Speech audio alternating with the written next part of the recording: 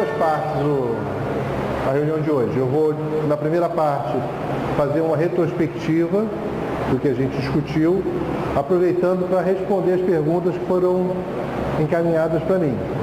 E depois eu vou falar dessa parte final, que é o momento que a gente está vivendo, a evolução da Terra e o que se avizinha por aí. Ok? Estão ouvindo bem? Tranquilo? Bom, vou passar pelas perguntas e dar algumas indicações, coisas para vocês pensarem, né? Não vamos responder completamente, né? Para vocês poderem depois imaginarem aí os caminhos possíveis. Deixa eu me acertar aqui. Os espíritos evoluídos de outros planetas usam de outra aparência corporal? Eu vou ler no livro dos Espíritos. Eu vou dizer o seguinte, né? Sem dúvida, do mesmo modo que no vosso planeta os peixes são feitos para viver na água e os pássaros no ar, a constituição física dos mundos vai levar a organizações diferentes. Ou seja, nada nos garante que um outro planeta tenha um corpo igualzinho a esse. É muito provável que existam significativas semelhanças, mas se a gravidade é muito mais poderosa, vai ter um monte de anãozinhos. Se a gravidade é menor, de acordo com o tipo de constituição física, vai variar. Assim como varia na Terra. Né? A Terra varia pra caramba. Vocês já viram como varia? Eu dei dois exemplos aqui, ó. Um pigmeu, que tem 1,20 m mais ou menos. Um cara com 1,70 m de altura. Ou um viking com 2,10 m. Você pegar um cara de 2,10 m e comparar com o pigmeu, vocês vão dizer que esses caras são do mesmo planeta? Pode ser, pode não ser. Né? O planeta varia muitas condições, né? Vai dizer, poxa, o planeta desse cara aqui é o desse cara aqui, o dobro do tamanho dele, né? Um cara todo amarelo. Então, pode ser, pode não ser. E o que é mais importante? Não importa, né? Porque o que está em questão na nossa discussão é o espírito imortal, que ora vai envergar uma ferramenta para que as ferramentas para o espírito imortal conseguir desenvolver as capacidades, amadurecer e se tornar capaz de alçar voos mais altos inimagináveis para nós. Estágios evolutivos que a gente não consegue nem vislumbrar ainda. Não pode ser diferente, mas não é importante. Essa aqui é uma pergunta mais técnica, né? Como o perispírito mais elaborado interage com o corpo físico ainda rudimentar? Como ele molda uma estrutura mais sofisticada? Vamos só lembrar, lá no Livro dos Espíritos, todo mundo já fez, né? Ou está fazendo, vai lembrar que o espírito se liga ao ovo, que é o resultado da ação do espermatozoide no óvulo. Quando ele fertiliza o óvulo, forma um ovo. Ali ele se liga. Então pensa assim, o que o espírito vai fazer? Ele vai escolher, dentre esses milhões de espermatozoides, qual o mais apto, qual que ele considera mais capaz, vai tentar interferir no sentido desse cara ser o primeiro aqui, fecunda, fecha e vai atuar aqui presidindo a divisão celular. Quem faz isso é o perispírito. Claro que não faz assim. O perispírito está regredido, mas ele está preparado, está codificado pelo espírito para promover a divisão celular e formar o melhor corpo possível com o material genético que ele tem, que não é grande coisa. Mas ele vai conseguir, com o material genético que não é grande coisa, formar um corpo melhor, que vai passar para a geração seguinte. vai facilitar na nova formação de corpo um desenvolvimento melhor e por aí vai. Lembrar que a gente está falando de processo que se arrasta durante muitos séculos. O fluido cósmico universal é o perispírito de Deus, né? Uma maneira poética de pensar. André Luiz prefere dizer, no livro Evolução dos Mundos, que o fluido cósmico é o plasma divino. Duas definições bacanas, mas que não servem para expressar realmente o que acontece. Falta em nós capacidade de comparar qualquer coisa no que tange a Deus, a formação do universo. A gente não tem condição ainda. Então o que a gente faz é fazer comparações com o que a gente conhece. Assim como o André Luiz, quando chega no mundo espiritual, ele faz um monte de comparação e hoje um monte de gente critica, ele fazia as comparações porque ele viu as coisas e não sabe explicar. Então, ele inventa um conceito, né? Aí a gente pode inventar um conceito, é o plasma divino. Bacana isso, né? Agora, claro que não é. Deus não tem sangue, não tem plasma, não tem nada disso, né? Mas são maneiras poéticas de pensar. Não vai ter espírito, claro que não. Mas poeticamente, boas definições, boas escolhas. A sensação do espírito de outro planeta ao reencarnar na Terra, em corpos inferiores, pode ser comparada ao espírito que por expiação reencarna no corpo deformado? Tem uma semelhança, né? E você vai reencarnar num corpo que te restringe. Toda vez que você estiver diante dessa situação, há uma expiação. Então, nesse aspecto, há uma comparação. Ou seja, tem uma expiação embutida nesse processo aí.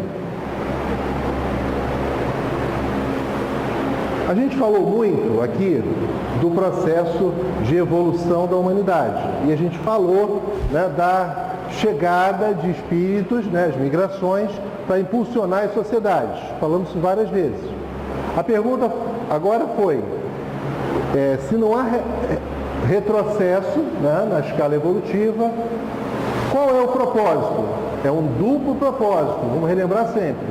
Impulsiona a evolução do planeta que recebe o migrante e serve de instrumento para melhorar, para amadurecer esse espírito que chega, que tem que passar por determinadas dificuldades para conseguir disciplinar algum desvio que ele traz, seja a vaidade, né, seja o mau uso da inteligência durante muito tempo, qual seja o motivo, está aqui para se melhorar. Então, sempre que a gente pensar nas migrações, a gente tem que pensar que ele tem um aspecto muito amplo. Ele ajuda o planeta que exporta, que ele exporta pessoal de nota baixa, lembra disso? Ele ajuda o cara porque vai dar oportunidades dele ser útil numa terra nova em formação, e ele ajuda o planeta em formação, né, em desenvolvimento daquela sociedade, porque ele impulsiona aquela sociedade. Entenderam a lógica? Tem 3 grandes grupos de ação. Eu apresentei essa figura, né, de evolução aqui de hominídeos, e eu coloquei uma seta aqui, meu prazer, né? Eu coloquei essa seta dizendo o seguinte, que espíritos são trazidos de outros planetas, e eu apontei para cá. Por que eu apontei para cá? Eu apontei para cá porque eu coloquei uma seta entre 100 mil e 20 mil anos atrás, que é onde eu estou estimando, culpa minha, né? Não tem provas. A pergunta foi, você pode provar? Não posso. Estimo que isso acontece nesse período. Por quê? Vou dizer para vocês a teoria. Porque se a sociedade sofre um grande impulso, já mais recentemente, né? Talvez uns 7, 8 milênios atrás, os caras têm que ter chegado há mais tempo para poder ir adequando os corpos e depois ter as experiências possíveis. Não foi numa encarnação só que o cara consegue adequar o corpo. Provavelmente ele vem, passa alguns séculos, milênios, aí ele consegue já atingir um grau de maturidade na ferramenta corpo físico que permite expressar a inteligência. Por isso que eu coloquei ali, entre 80 e 20 mil anos. Não tem como provar, certo? Ninguém pode provar que não é. Então, se alguém ficou preocupado com isso, é só uma visão. Né? Tanto que eu não coloquei data. Vocês viram que eu não coloquei data. Eu coloquei só... Eu entendo o que aconteceu por aqui, ó. Entre o Homo erectus, o Homo de Neandertal, antes, claro, do Homo sapiens, né? Pouco antes ali acontece esse movimento. Pergunta sobre construção das pirâmides. Muitas teorias existem em relação à construção das pirâmides, né? Muita gente acha que são os alienígenas, né, que vieram até aqui e montaram aquelas pirâmides, né? Então, para ninguém ficar muito preocupado com isso, vou relembrar a primeira conversa que a gente teve, que quando eu falei para vocês que os mundos estão muito distantes uns dos outros. Essa viagem entre planetas tão distantes só será possível com uma tecnologia muito além, mas muito além das nossas simples visões de hoje, tá? Então, para quem gosta de ficção científica, tem que ser dobra espacial, Stargate, tem que ser um negócio desse para você poder fazer essa transferência de um lugar para outro. Como eu acho que é muito pouco provável que isso aconteça e gere o que eu vou mostrar para vocês, né, eu diria para vocês que o processo de construção, de desenvolvimento dessas coisas fantásticas que surgiram em um determinado período e depois sumiram, estão associadas a esse processo de chegada de espíritos de outros planetas aqui, encarnando e gradativamente vencendo as barreiras, desenvolvendo tecnologia, aprendendo com os erros e aí sim construindo as grandes coisas. Por quê? Se você for olhar, fazer um estudo do desenvolvimento das pirâmides, você vai ver que as primeiras eram muito mais baixas. Quando eles ousaram fazer mais alta, desmoronava, né? E os séculos vão passando, né? Quando eles fizeram mais alta e não caiu, ficou torta, e aí eles aprenderam a fazer. Como foi a tecnologia empregada, ainda tem um monte de possibilidades, né? Porque o plano inclinado tem até uma certa altura possível, né? No estudo, quem gosta de geometria, né? Tem uma possível altura, que o pessoal estima que é 60 metros. Acima disso, eles fizeram outra coisa, um plano inclinado duplo, fizeram alguma outra coisa. Mas foi o desenvolvimento da tecnologia. Se fosse um cara do espaço que consegue transpor bilhões e bilhões e bilhões de quilômetros, não ia ter dificuldade de fazer uma pirâmidezinha de nada, né? Então não é um cara que vem numa nave espacial, ou seja, ele vem reencarnado, pega um corpo primitivo, reencarna seguidas vezes nesse planeta, séculos, séculos, séculos, milênios, vai aprendendo com os erros, vai conseguindo aos poucos utilizar cada vez mais a sua capacidade, porque ele vai formar corpos mais preparados, cérebros maiores, e vai fazendo, desenvolver isso. E aí, sim, ele consegue construir. O que mais que a gente pode lembrar? Um pouco de matemática aqui. Vou perguntar o seguinte: se você diz que houve um crescimento tecnológico e depois muitos desses caras foram embora, quem é que continua, né? Então vou dizer para vocês, imagine uma sociedade que tem nota 2 e que recebe um monte de gente, muitos engenheiros preparados em construir coisas gigantescas, aqueduto, não sei o que. O cara pode fazer coisas muito maiores do que isso. E ele vai chegar aqui e não tem água, então ele vai querer fazer um negócio desse.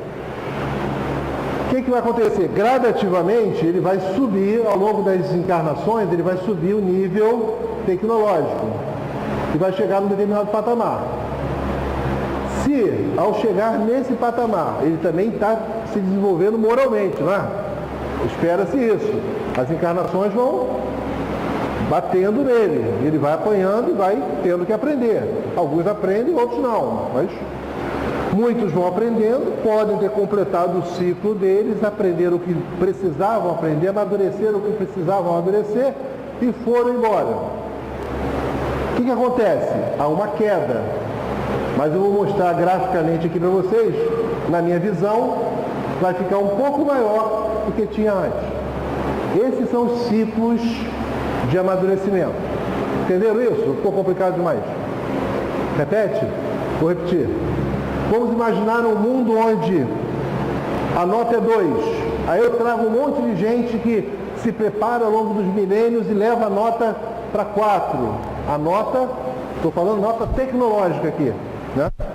Aí de repente um bando de gente com essa nota 4 atingiu um patamar, né, que tem condição de voltar para os seus planetas de origem. Vão embora. Vão reencontrar seus amores, aos quais estão apartados há 60 mil anos, né? Vão reencarnar de novo nos seus planetas. Ou vão reencarnar na Terra, em outros lugares, com outras missões, com outras coisas para fazer. Aquele grupo social vai acontecer o quê? Vai perder capacidade, não é isso? Você vai encontrar na história, na sequência de gerações, os caras não sabem usar nem as ferramentas que existiam. Eles perdem o conhecimento. O conhecimento médico se perde. A gente teve mais conhecimento médico nos séculos 2 antes de Cristo até 2 depois de Cristo do que na Idade Média, muito mais, né? E quando esses caras foram embora, sobraram esses caras que estavam aqui. Vamos imaginar que matematicamente foi todo mundo embora. O que eu estou mostrando aqui é o seguinte: esses caras vão embora, mas os que estavam aqui já não tem mais 2. A nota deles agora é 3. Porque a influência durante séculos da permanência desses caras influencia o desenvolvimento. Você aqui, você se junta com uma pessoa que conhece muito uma determinada área. Ela é especialista, você fica lá um tempão com ela. Um dia ela tem que se afastar, se afasta. Você não é um cara tão bom quanto o cara que foi, mas você já é muito melhor do que quando você não conhecia esse cara. E ao longo do tempo você vai se capacitar e vai ficar tão bom ou até melhor do que o seu mestre. Foi perguntado com relação aos fenícios, né? Fenícios são os grandes navegadores, grandes comerciantes, né? Construtores de navio, são os construtores do alfabeto, né? O alfabeto que os romanos depois, gregos e romanos vão difundir, começa com os fenícios. Era um alfabeto que só tinha consoante, era difícil falar, né? Não tinha vogal. Depois os gregos botaram as vogais. Eles viveram fortemente no século, sei lá, menos antes de Cristo, né? 1200 a 300, né? Muita tecnologia também, né? Foram ciência desses povos. Muitos outros povos são povos que viveram e acabaram, né? Foram destruídos. Toda a sociedade, ela tem uma vida útil. Algumas são muito longas, outras mais curtas. Elas duram um tempo e cumprem determinadas finalidades. Os fenícios divulgaram o alfabeto ao longo do norte da Europa e do norte da África e da Europa, Mediterrâneo ali, né? Somos adâmicos? Faz diferença ser ou não ser? Né? Não faz diferença, né? Não dá para você identificar ali, você veio de Capela, você veio de Sírio, você veio das Pleiades. Depois até, então, outra pergunta eu vou estender um pouco mais aí, né? A gente está chamando adâmico todos aqueles que vêm de outro canto, certo? Como esses processos aconteceram em vários momentos, não vou nem dizer que vieram todos do mesmo lugar. Vamos dizer que vieram de fora.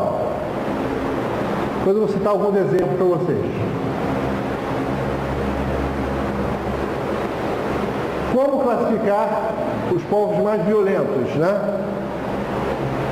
A resposta está aqui, ó.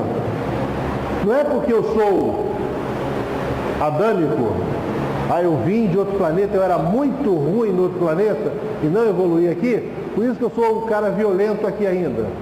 Pode ser.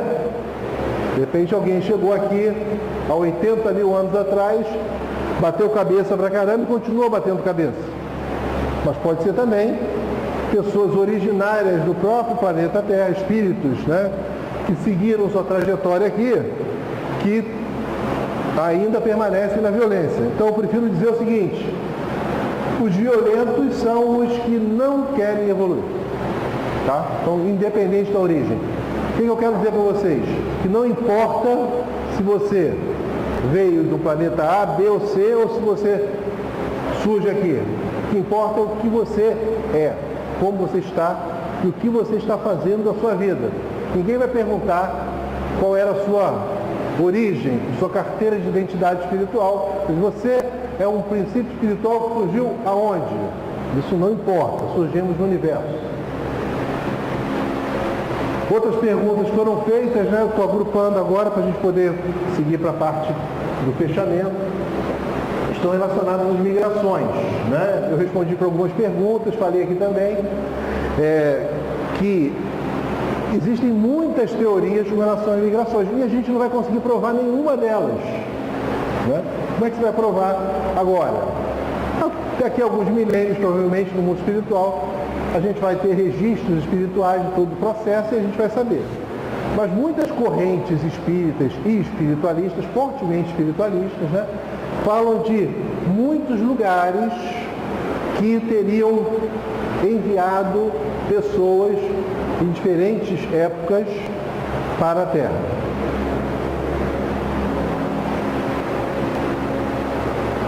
Nosso amigo Kardec, na Gênese, ele diz o seguinte: de acordo com o ensino dos espíritos, foi uma dessas grandes imigrações, ou se quiserem, uma dessas colônias de espíritos, vinda de outra esfera, que deu origem à raça simbolizada na pessoa de Adão, e por essa mesma razão, chamada raça adâmica. Quando ela aqui chegou, a Terra já estava povoada desde tempos imemoriais. Mais adiantada do que as que a tinham precedido nesse planeta, a raça adâmica é, com efeito, a mais inteligente, a que impele ao progresso todas as outras. Para não entrar em polêmicas, em discussões que não agregam a tese que eu queria discutir com vocês aqui, eu vou simplificar a questão dizendo para vocês o seguinte: usando Kardec, a Gênese, o modelo é: você tem a formação gradativa, passo a passo, do desenvolvimento da vida na Terra. Esse processo vai levando ao desenvolvimento do princípio espiritual, à evolução do princípio espiritual, através dos diversos reinos. Esse processo vai gradativamente levar à individualização do princípio espiritual. Esse princípio espiritual individualizado vai poder dirigir corpos cada vez mais complexos, desde o reino animal, vencendo os degraus da evolução, se capacitando passo a passo, até atingir a condição de dirigir um corpo hominídeo primitivo. Bem primitivo. Não está aqui não. Lembra daquela escala que eu mostrei para vocês? Deixa eu voltar aqui. Aqui. Então ele consegue gradativamente se desenvolver e ele vai atuar em corpos primitivos cada vez mais elaborados, e ele vai seguindo o caminho. Ó. Vai seguindo. Esse é o modelo. E como diz Kardec, num determinado momento da história, você vai ter uma grande migração. Essa grande migração vai trazer pessoas bem preparadas do ponto de vista intelectual, impelindo o planeta ao progresso. Esse vai ser o modelo nosso. Claro que, por curiosidade, a gente fala de um monte de lugares diferentes. Vou dar uns exemplos para vocês, só para incitar a curiosidade. Mas a tese que eu queria deixar para todos é só isso. Né? Ou seja, o processo de evolução de uma sociedade na Terra se deu através dessa dupla ação, uma ação do desenvolvimento do princípio espiritual nesse próprio planeta e da ação de outros espíritos que percorreram esse processo em outros planetas antes do que aconteceu aqui na Terra, que já estavam com desenvolvimento superior e emigraram para cá. Vou dar uns exemplos aqui agora, só para vocês pensarem. Tentei pegar exemplos não espíritas, para a gente poder ter coisas para pensar. E nem espiritualistas, para também não sair para digressões mais complicadas. Alguém já ouviu falar nos Dogões? Ninguém ouviu falar dos Dogões? Os Dogões é um povo da África. Aqui estão as construções deles, ó. Tijolinhos ou escavações da própria coluna rochosa, eles moram aqui. Aqui estão eles. Se acredita que a ascendência deles é egípcia, eles estão hoje em Mali, na África, né? E as tradições deles remontam a alguma coisa em torno de 3.200 anos antes de Cristo. Não tem escrita, toda a tradição deles é oral. Então eles passam as coisas oralmente de uma sociedade para outra. Quando se chegou até eles, né, os antropólogos franceses chegaram lá e foram estudar a cultura dos Dogões, o que eles diziam para os antropólogos lá? Olha, nós, né, os nossos antecedentes vieram de sírios. A tradição deles era essa, nós viemos de sírios. Não quer dizer absolutamente nada, né? Claro que eles não sabiam o nome sírios, eles mostravam no céu de onde eles tinham vindo, né? E eles diziam o seguinte, ó, da onde a gente veio é um sol duplo. Né? Vocês sabem que a gente vive num universo fantástico, extraordinário. A gente está no sistema solar pequeno, tem um sol bonito, mas ele é pequeno, é tímido. A gente tem uma lua, né? Muito linda, mas é uma só. Tem planetas no nosso sistema aqui que tem 20 luas, 30 luas. Imagine uma noite com 20 luas, deve ser bonito, né? Deve ser uma coisa impressionante, várias cores, 2 sóis, né? Deve ser bacana pra caramba. Então eles falaram, ó, da onde a gente veio tem 2 sóis, deve ser muito bonito. Sendo que um é grande, o outro é pequeno, eles diziam. Tá? Um deles é muito sólido, muito pesado, feito de ferro, e o outro é igual esse sol aqui. Eles contaram isso tudo aí para os caras, isso foi registrado lá em 1940. Em 1970 foi fotografado os Sírios, agora a gente tem fotos muito bacanas, né? Na época não tinha isso, né? E aí a gente vai descobrir que Sírios é uma estrela dupla, que Sírios tem um núcleo de ferro, é uma estrela com forte presença de ferro. Núcleo não, porque não é bem, é de uma forte presença. Coisa para pensar, eu fui coletando coisas assim para a gente pensar, né? Como é que esses caras no meio da África vão falar de um lugar distante, que vieram de um lugar distante, e que esses seres, né, essa vinda desses lugares remonta há muito tempo, né? Nas tradições dele há muito tempo. Então eu gosto desse exemplo aí. Outro exemplo que eu comecei a falar na semana passada, só mostrei para vocês, agora eu vou caracterizar, é de alguns observatórios astronômicos incas e maias. Eu tentei pegar coisas que a gente não fala muito, né? Tentei pegar os incas e maias e tentei pegar o povo africano. Então, nos observatórios astronômicos incas e maias, lá tem coisas interessantes.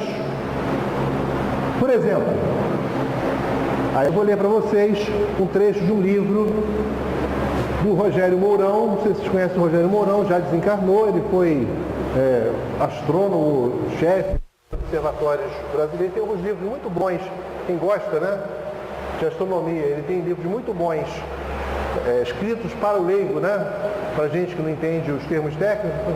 Então ele escreveu muita coisa. Nesse livro aqui, Astronomia Astronáutica, ele tem um artigo chamado Astroarqueologia, que é o seguinte: é como as descobertas arqueológicas identificavam as preferências e os interesses dos povos antigos para determinados pontos do céu. Então tinham povos que se fixavam numa região, olhavam para um ponto do céu, outros se fixavam para outros pontos do céu. E aí ele escreveu o seguinte, vou ler só uns pedacinhos, né? No caso dos sítios pré-colombianos, lá dos maias. Vênus e as Pleiades são dois pontos que eles se interessavam. Eram vários monumentos voltados para Vênus e as Pleiades. E aqui embaixo, por outro lado, lembra Vênus, que é o pesquisador, né, que as estrelas Capela e Sírius se ajustam a outros alinhamentos.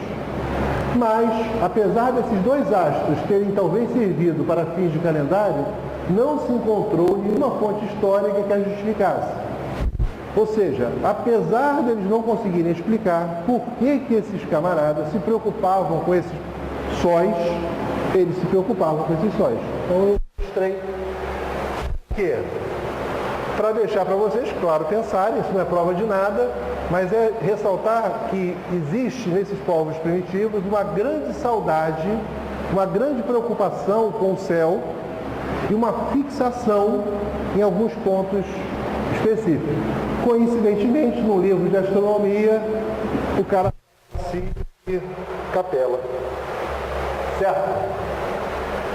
A gente não tem muitos motivos para falar de Capela, a não ser o fato de Emmanuel ter, no livro dele, colocado, né, os capelinos ali como origem de uma migração para a Terra. Bom, recapitulamos, respondemos algumas perguntas e aí vamos agora continuar o encadeamento do que a gente vinha discutindo. Kardec, na pergunta 185 do Livro dos Espíritos, diz: os mundos também estão sujeitos à lei do progresso. Todos começaram como vosso, por um estado inferior, e a própria Terra sofrerá idêntica transformação. Tornar-se-á um paraíso quando os homens se houverem tornado bons. Eu vou usar essa frase para ressaltar aquela visão que eu mostrei para vocês. As pessoas evoluem, né, os espíritos evoluem e, por consequência, os planetas evoluem. A Terra segue seu ciclo de amadurecimento espiritual.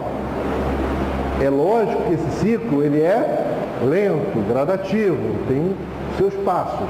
Lento na visão nossa de ansiedade diante da violência que a gente vê, da desigualdade que a gente vê. Mas sob o ponto de vista cósmico, essas coisas estão acontecendo extremamente rápido. Entre aquele homem primitivo que consegue finalmente levantar a cabeça e olhar o céu, né? A gente está falando de 100 e poucos mil anos, 200 mil anos. Isso não é nada em comparação com a história, por exemplo, da Terra. A Terra está caminhando para 5 bilhões. Né? O homem olha o céu a 200 mil. Essa chegada, né, de espíritos que a gente está falando acontece, sei lá, 50 mil, 80 mil. Jesus esteve entre nós há 2000. Né? Então a gente vai esperar alguns mil ainda.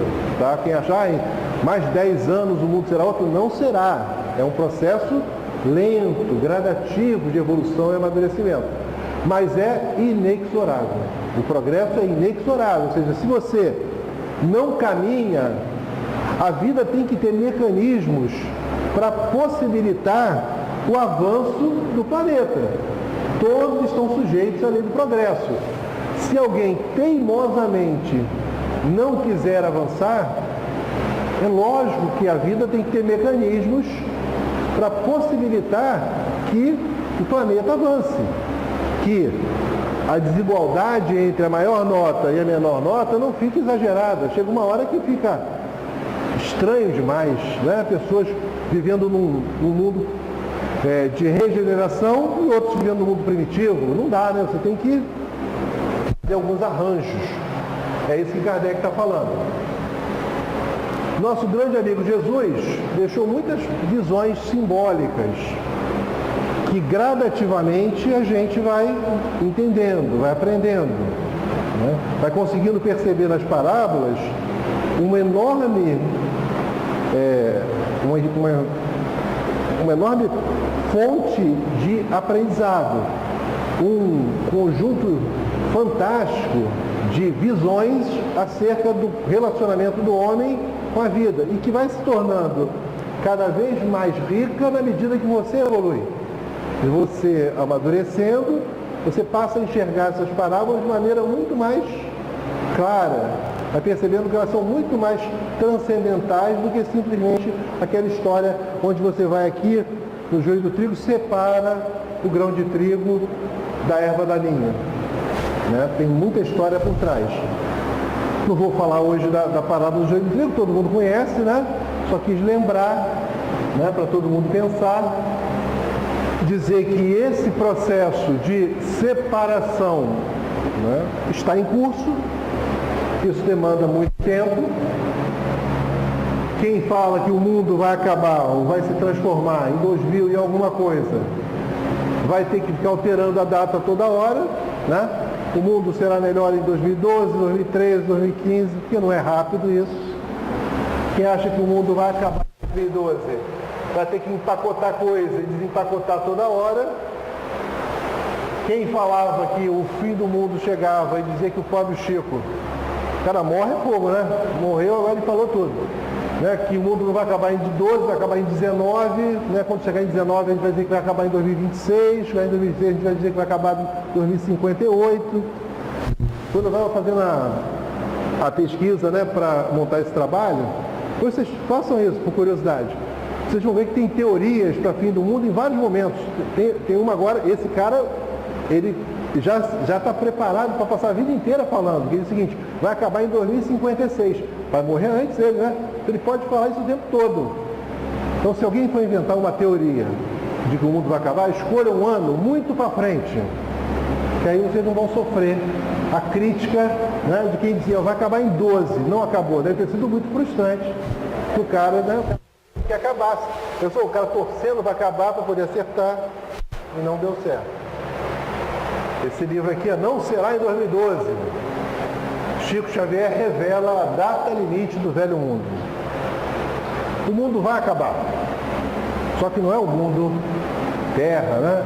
É um mundo de ódio, de violência. Só que isso demanda tempo. Não dá para marcar data, porque depende de nós. Né? Depende do esforço coletivo, da vontade daqueles que podem mudar o mundo. Quem muda o mundo não é quem está com a nota lá embaixo, né? Quem vai mudar o mundo é quem tem a nota melhor. Então, sempre que você estiver em melhores condições que os outros, espera-se mais de você. A gente não reclama? Poxa, por que eu que tenho que ter paciência quando aquele miserável lá em casa, né, me perturba todo? Porque você está na frente. Esse é o ônus de quem está na frente. Quem está na frente, se é que a gente está na frente, né? Falou em tese, né? O ônus de quem está na frente é ter que suportar, ajudar, não é suportar no sentido de aturar, não, é suportar no sentido de auxiliar aqueles que estão atrás, né? Ou seja, conseguir alavancar o desenvolvimento da sociedade, né? Esses camaradas com a nota melhor que alavancam a sociedade. A gente não pode esperar que a sociedade melhore com o pessoal que está vivendo a violência. Não são eles que vão mudar o mundo, né? Quem entende que a violência é a forma de expressão vai querer a permanência desse mundo de violência que a gente vive. Quem tem que mudar esse mundo somos nós, né? E aí entra o grande dilema, porque isso dá um enorme trabalho, muito esforço, muita vontade, uma coisa que a gente não gosta muito, que se chama perseverança. A palavra é muito grande, né? A gente cansa no meio. A gente precisa, sem dúvida, né, de desenvolver essa perseverança, essa vontade, porque o mal é perseverante, as sombras são perseverantes. O bem só triunfa porque é perseverantes. E a gente só vai ficar alinhado com o bem se nós formos perseverantes, senão a gente não vai. Então, o que está acontecendo nesses tempos recentes, nesses 4.000 anos agora, que isso é muito pouco tempo, né? Nesses 4.000 anos, nós tivemos uma profusão de encarnações de espíritos missionários. Quando você quer fazer um desenvolvimento tecnológico, você reencarna meia dúzia de caras, técnicos brilhantes, eles fazem o desenvolvimento intelectual, tecnológico, científico e impulsionam aquela sociedade. Você consegue fazer isso, né? Quando você quer fazer o desenvolvimento moral, é muito mais complicado. Por quê? Porque você reencarna esses caras, eles servem de exemplo, mas eles não conseguem obrigar você a se desenvolver moralmente. Você é ávido pelo avanço tecnológico porque ele te dá conforto. Então isso você absorve rápido numa sociedade. Mas aquele que fala que você precisa mudar, esse já vai ser ouvido de uma maneira contraditória. A gente vai amar profundamente esses caras, mas vai no fundo pensar, mas esses caras não são desse mundo, né? Então eles fazem isso, eu não. Eles estão no papel deles, nós não. Mas foi o que foi feito. Inúmeros missionários ao longo da história falaram a mesma coisa. Na China, na Índia, né? Aqui na parte ocidental ainda não, né? Mas na China, na Índia, que são culturas mais antigas, já se falava todas essas visões que a gente tem de amar ao próximo, já se falava. Ah, tem muita desigualdade, muita miséria, muita violência? Tem, claro que tem. Mas você tem esses caras passando por essa sociedade ao longo de toda a história. Pega lá, começa a ler, né? Sei lá, China. Pega você vai ver quantos caras brilhantes, séculos antes de Jesus, já falavam coisas extremamente atuais. Né? Um montão deles. Né? Lao Tse, tem um monte de nome aí que a gente não precisa ficar citando, vocês conhecem. Há 2.000 anos a gente tem a vinda do Cristo. Esse plano montado para o desenvolvimento da Terra, o que foi feito? Um grupo enorme de espíritos reencarna e vai fazendo o desenvolvimento desses 4.000 anos para cá. Um grupo extremamente tecnológico, com grande capacidade de organização, com grandes conhecimentos de engenharia, revoluciona numa pequena aldeia da Itália, revoluciona o modo de combater, revoluciona o modo de preparar o minério, revoluciona o modo de construção das habitações, pontes e por aí vai, e começa a dominar o mundo. Varre a Europa, varre a África, norte da África, varre a Ásia e vai dominando o mundo conhecido todo.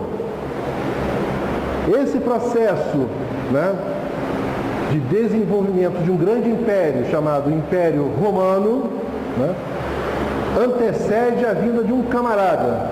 Quem é esse camarada? Jesus. Chega Jesus. Nasce aonde?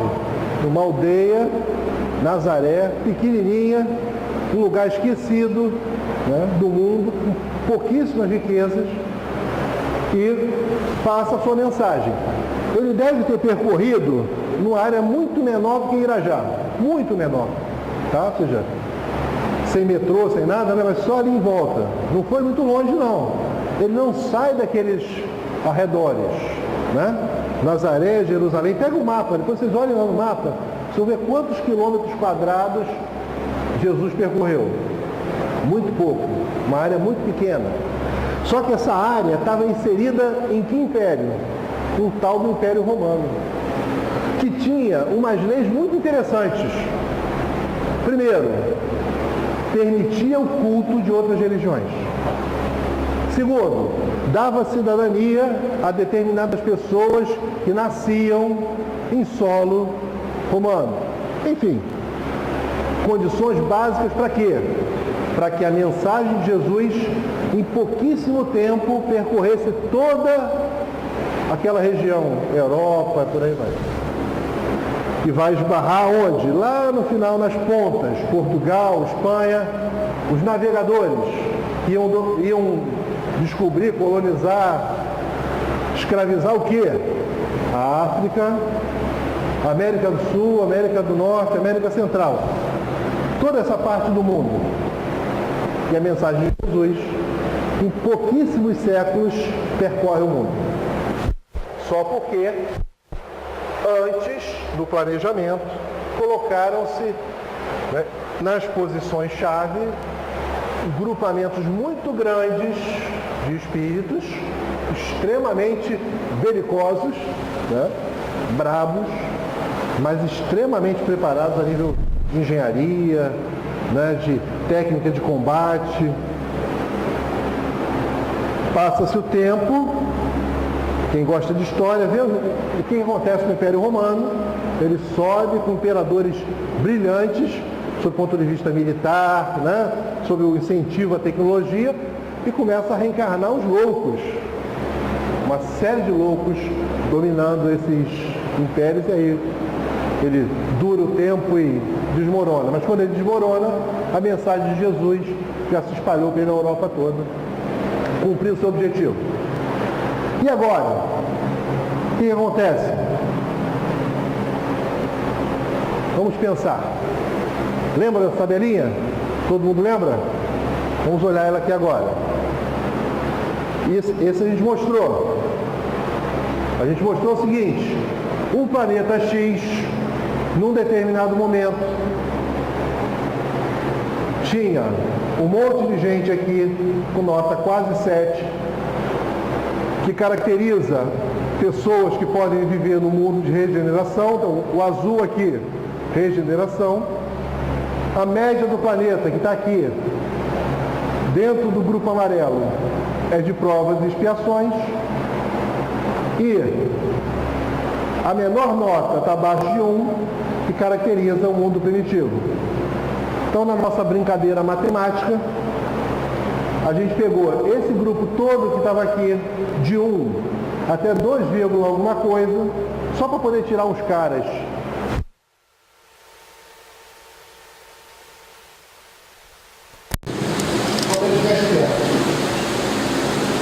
Até era assim, na nossa conta.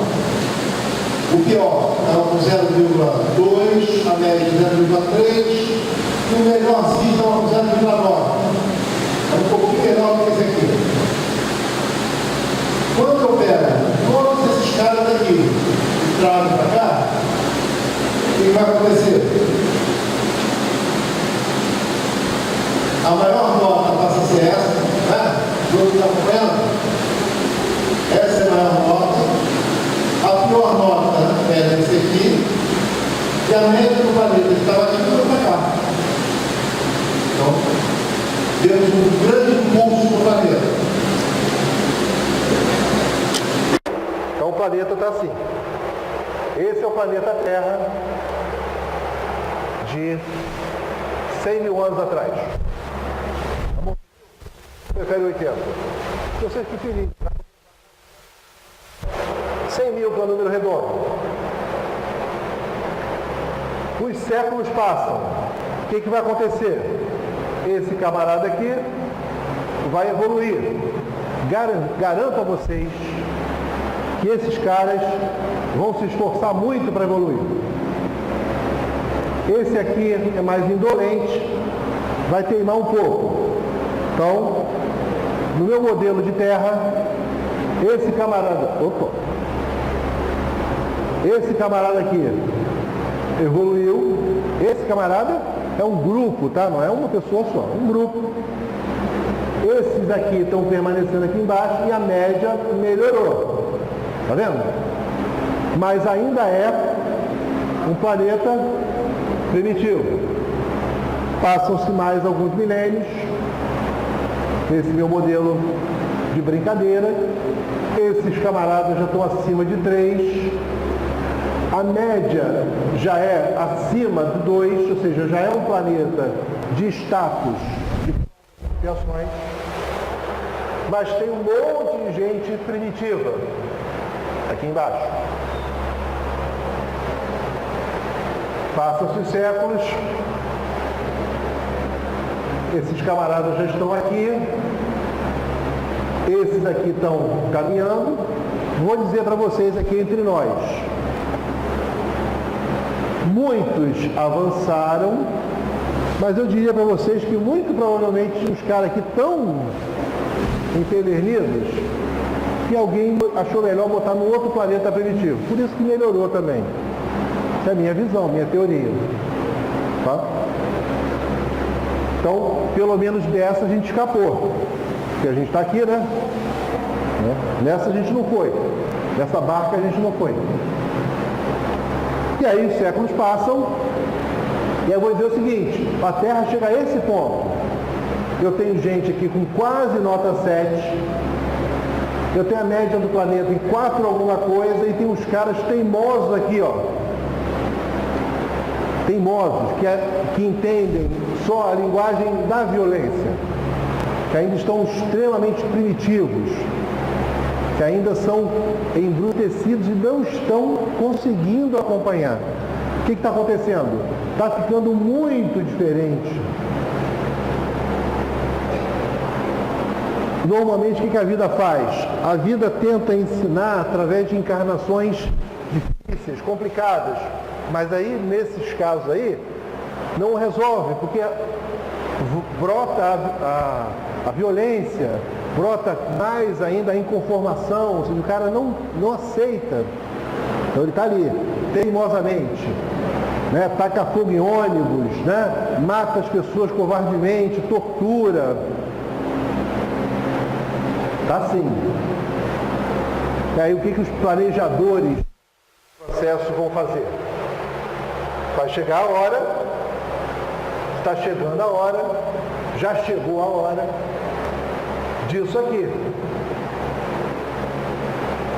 Vamos imaginar que a gente está com um camarada, gente boa, e diz o seguinte, ó, vamos fazer uma migração só do pessoal que está com nota de 2 para baixo. Vou dar várias chances, uma sequência de encarnações, mas conseguir subir acima de 2, vai migrar para um outro planeta. E aí como é que fica? Todos esses caras saem do outro planeta, a menor nota passa a ser 2, o máximo continua igual, mas o que acontece com a média do planeta?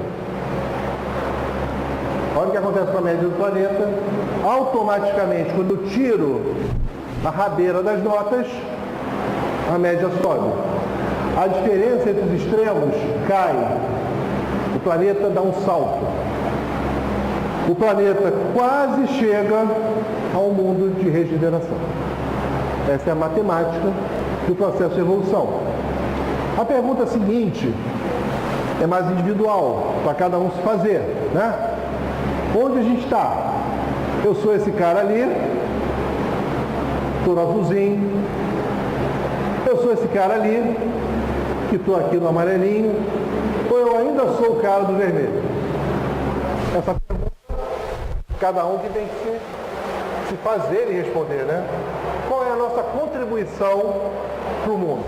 Nós estamos contribuindo para alavancar a média do planeta, somos nós que estamos ajudando a alavancar boas iniciativas, práticas, nova realidade, uma visão de mundo diferente. Estamos sendo capazes de nos mostrar sempre no nosso melhor eu, buscando ser a melhor pessoa possível a cada momento. Eu sou um cara que ainda me deixa levar pelo primitivismo que existe em mim, que claro que existe. Todos nós estamos envoltos ainda nas sombras que carregamos.